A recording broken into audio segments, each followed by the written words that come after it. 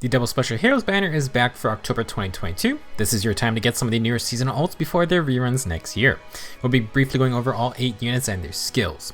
Worth noting, for whatever reason they like to run back-to-back Double Special Heroes banners in October and November. Seems tied to some Black Friday deals, so be prepared to see another one next month. This month we have 2 returning 4-star focus units, Valentines Away and Summer Claude. Both are blue, and be aware the 3% rate is split between them instead of having it all to themselves on their own banners. Since they're both blue, let's start there. Valentines Away is a Lance Cavalier with pretty decent tag and speed stats. We just got the Rain Lance Plus as an easier to get speed based lance.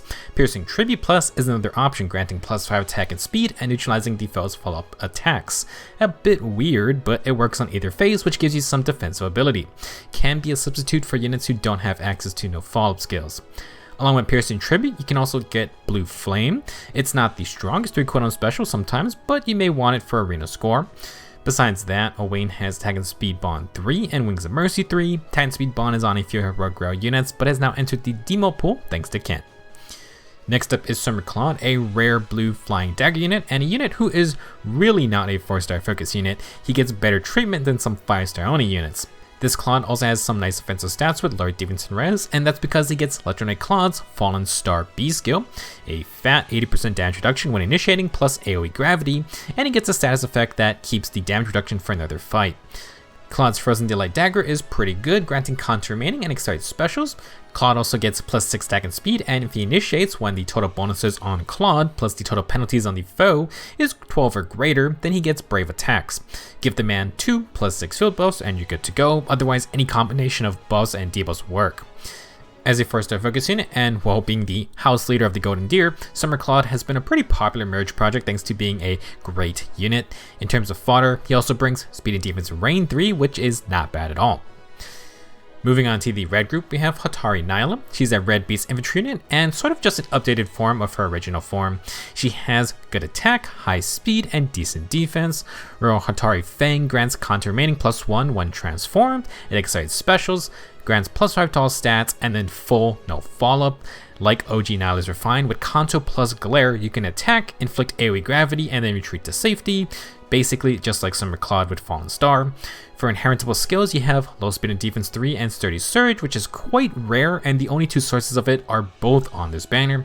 +7 attack, +10 defense, with max % healing when your special procs.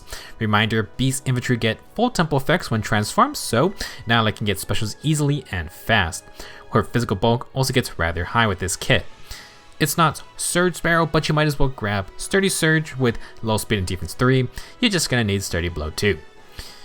Joining Nyla to make a very enticing red group is dual Young Ike and Miss. They are a sword infantry unit with high attack and speed.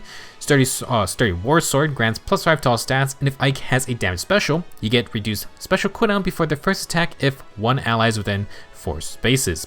If you have 2 nearby allies, you get % damage reduction equal to your max special cooldown times 10. Last, 3 allies, you're going to get no follow-up. So generally speaking, this weapon is made to run with 4 cooldown Radiant Aether. Ike gets -2 cooldown before his first attack and 40% DR for 1 hit. With other skills like Special Spire or Darting Breath, you can spam Aethers all over the place. Also worth noting, this weapon requires a damage special, so no godlike reflexes synergy here. For their dual skill, Ike and Miss inflict -7 attack and speed, guard, and +2 special cooldown on foes in a gigantic AoE.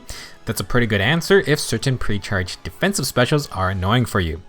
If you want fodder, we have some nice options here. Distant Dart is the distant counter upgrade with +5 speed when defending. Ike also has Null Seed Disrupt and Joint Drive Attack.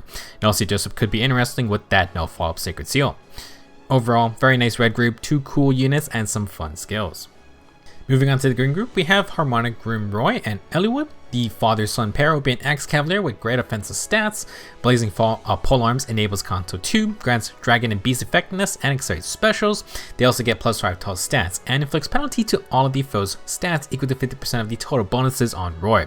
This is sort of a better bonus doubler since if Roy has +6 attack and +6 speed for a total of +12, he will inflict -6 to all stats on the foe. To get these buffs, Roy has Faith in Humanity. Every turn, all allies within 3 spaces, except beasts or dragons, get +6 attack and speed, including Roy. Separately, if you have 2 or more allies with 10 or more total bonuses on the field, Roy gets the full tempo effects. No guard with no special charge. For their Harmonic skill, Roy and allies from these same games get +6 defense and res, Resonant Shields, aka +4 defense and res, with follow-up denial, and then the Treachery status. Treachery is the true damage version of the Blade Tome effect, or the buff version of Dominance. With Faith in Humanity and this Harmonic skill, Roy can fully buff himself and his team with +6 to all stats. Treachery then turns that into 24 extra true damage per hit. To stay on the offensive, you got Sturdy Surge once again and Flow Force 3. Harmonic Roy is the only unit with Flow Force 3, which grants offensive and follow-up when you initiate, and it neutralizes attack and speed debuffs. Altogether, a very solid attacking kit, buff support for your team if you're a human, and for fodder you can grab Sturdy Surge and Flow Force, two extremely rare skills. Joining Roy and Eliwood is Springaria, who is a beefy axe flyer. Her HP is a bit low, but Maria has decent attack and speed with a lot of defense. Pastel Pole Axe has popularized an effect which units like Lord Askar and Brave Dimitri have also borrowed. Maria will neutralize flyer effectiveness, get +5 to all stats, deal true damage equal to 20% of her defense stat, reduce damage by the same amount, and she heals herself and nearby allies for 7 HP after combat.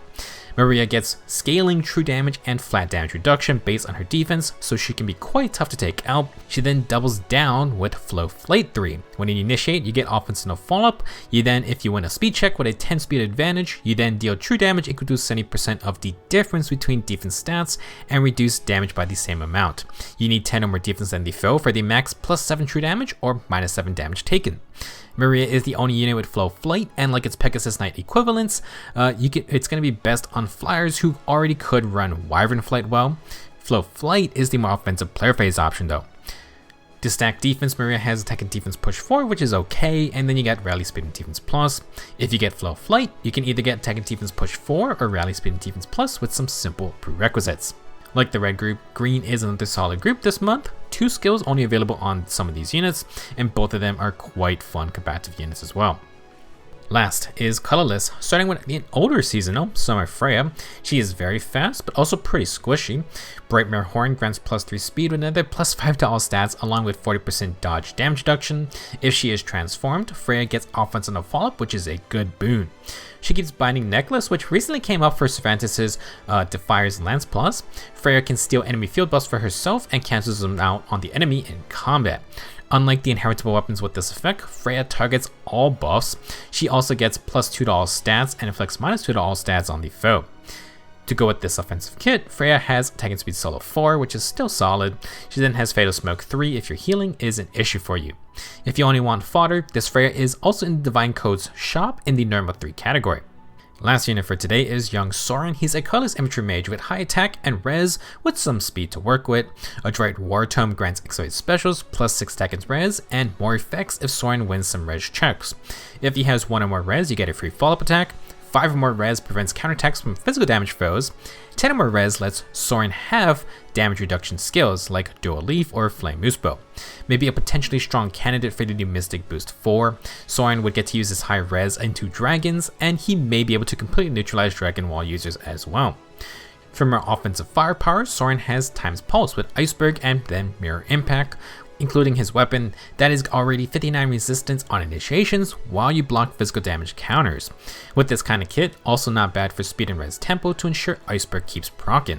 You can get Mirror Impact with Time's Pulse at the same time, so decent fodder unit as well. That will be it for this month's Double Special Heroes banner. Reminder, high chance there's probably another one coming in November.